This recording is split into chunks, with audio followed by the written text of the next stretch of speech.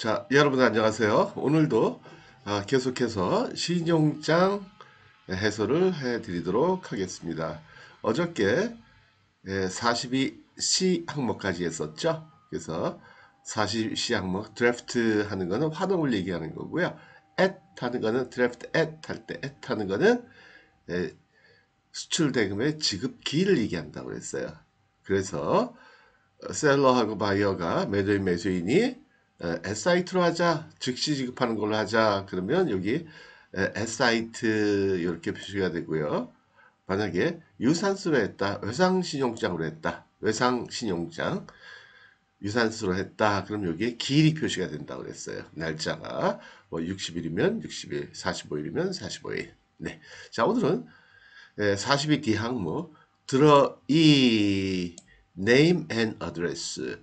여기서 들어 이 하는 거는요. 요거는 어음의 지급인을 얘기해요. 다시 말하면 수출 대금을 누가 지급할 것이냐. 물론 은행이 되겠죠.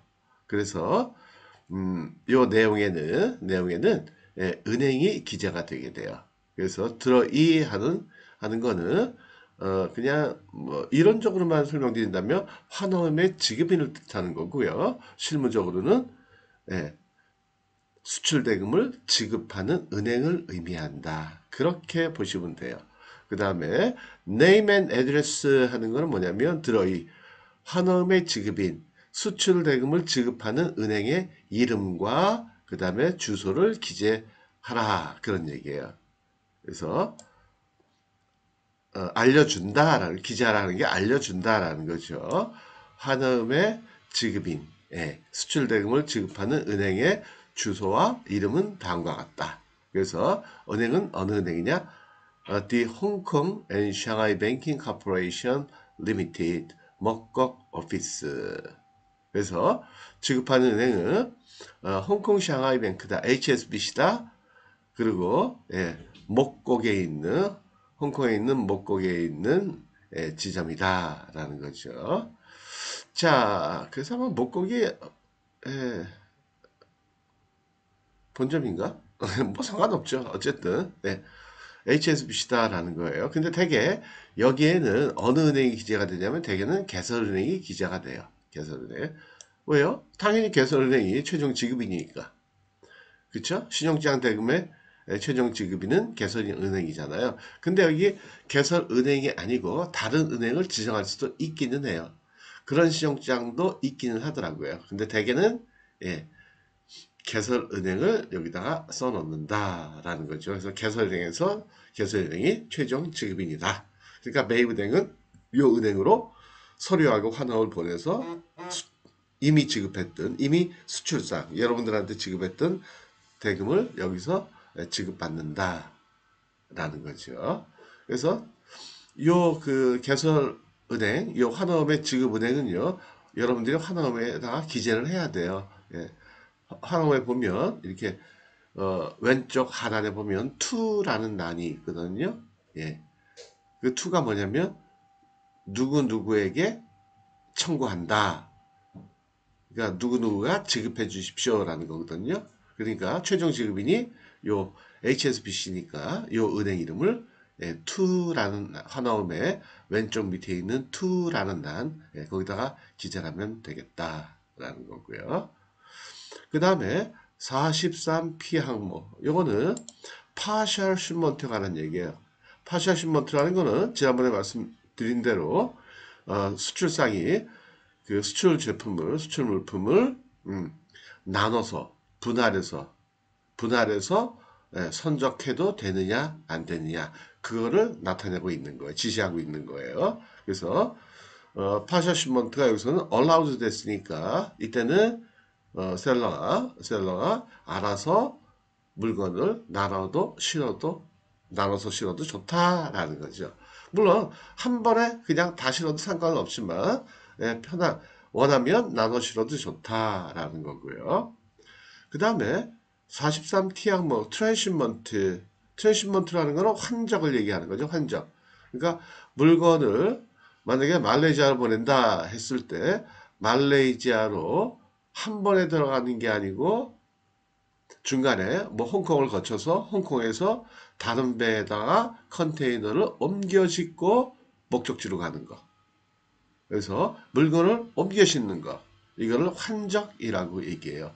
여러분들 저기 어디 목적지 가실 때 누구 만나러 갈 때 보면 이렇게 뭐 지하철도 환승하는 경우가 있잖아요. 그렇죠? 1호선 타고 가다가 3호선으로 바꿔 탄다. 아니면 지하철을 타고 가다가 버스로 바꿔 탄다. 그게 바로 환승이죠. 그래서 이 환적이라는 것도 동일한 개념이에요. 그래서 컨테이너를 중간에 다른 배에다가 옮겨 싣는다. 그게 환적이고요. 이 신용장에서는 환적을 어떻게 했느냐? prohibited, 금지했다. 환적하지 마세요. 라는 거예요. 만약에 환적을 하면 어떻게 돼요? 그러면 대금 지급이 안 되죠. 그렇죠? 신용장 거래할 때는 신용장에서 요구하는 모든 조건을 맞춰야 되니까. 그런데 여러분, 그러면 이 환적이나 분할 손적을 허용한다, 금지한다. 이거는 누가 정하는 거예요? 신용장 개설한 은행이 정할까요? 그건 아니에요. 여러분들이 이미 매도인과 매수인이 계약을 할 때 분할 손적과 환적에 대해서는 확실하게 계약서에 표시하는 게 일반적이에요. 왜요? 중요한 거기 때문에. 그렇잖아요. 그죠? 예. 왜 중요해요? 분할 손적이 허용이 되면 셀러는 아무래도 좀 홀가분하죠. 그렇죠? 물건 만드는 대로 손적할 수 있으니까. 그리고 또 만드는 대로 LC도 내고 해도 된단 말이에요. 그렇죠? 100만 불짜리인데 분할 손적이 허용이 되면 30만 불 손적하고 30만 불 받고 또 70만 불 손적하고 나머지 받고 그렇게 할 수도 있어요. 편하죠. 근데 바이 입장에서는요. 분할 손적이 허용이 되면 좀 불편해요. 왜 불편해요? 예, 통관도 여러 번 해야 되죠. 아무래도 물류비도 많이 들겠죠. 그러니까 그렇다라는 거죠. 그렇죠? 물류비는 어쨌든 결국은 그 바이어가 다 내요. 예. 셀러가 가격에다가 플러스 시켜가지고 예, 셀러가 지급하는 경우는 있지만은 그때도 셀러는 자기 돈 내는 건 아니죠. 그렇죠? 바이한테 받는 거죠. 어떻게 해요? 가격에다 플러스 시켜서.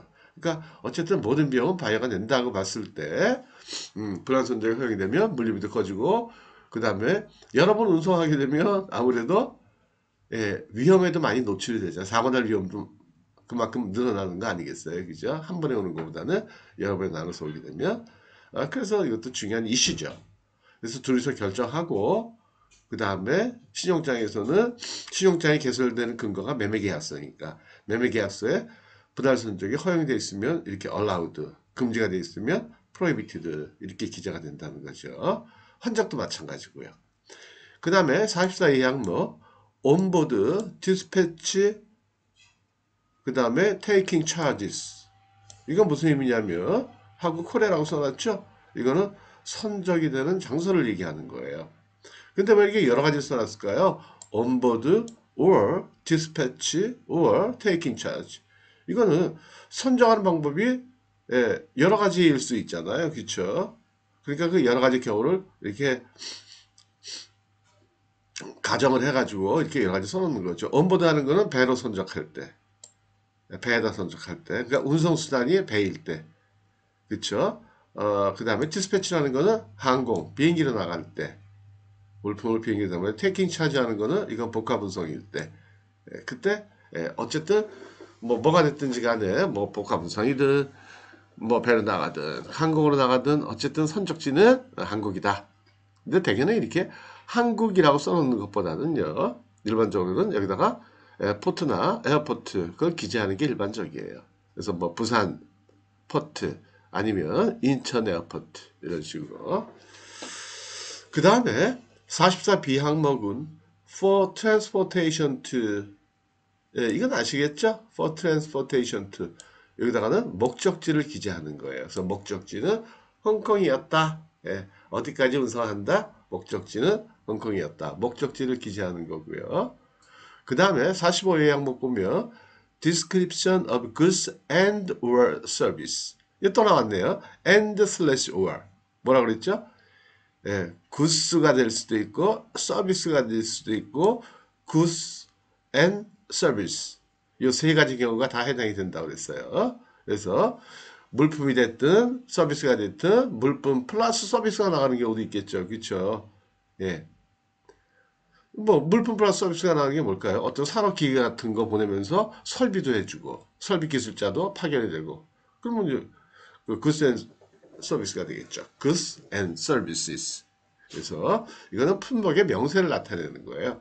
그러니까 수출되는 품목의 명세를 여기다 기재하는 거죠. 그래서 여기서는 보면 예, 뭐예요? 품목이 cotton woven fabric 직물이죠, 직물. 예, 직물이고 그 다음에 직물의 넓이는 56인치고 하는 것 자세하게 품목의 명세를 써주고요.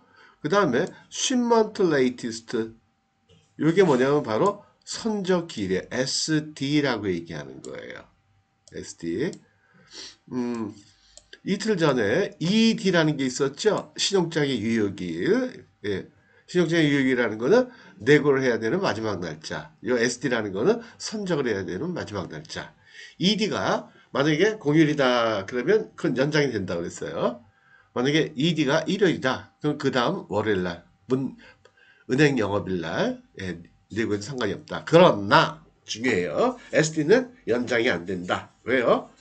아, 공휴일에도 비행기 뜨고 배 다 뜨니까 운항을 하니까 그쵸? 자 그래서 여기서는 보면 블랙 검은 원단 이만큼은 예, 요때까지 실어라. 그 다음에 또 나머지 요거는 요때까지 실어라 해가지고 SD를 이렇게 나눠줬어요. 왜요? 여기 분할 선적이 허용이 됐잖아요. 그러니까 이렇게 요 날짜, 요 날짜, 요 날짜에 분할해서 선적을 해라 라고 지시를 해줬다라는 거죠. 이해가 되시겠죠? 이해가. 예. 자, 그럼 오늘은 여기까지 하도록 할게요. 네, 감사합니다. 오늘도 즐겁고 행복한 하루 되시기 바랄게요. 마치겠습니다. 감사합니다.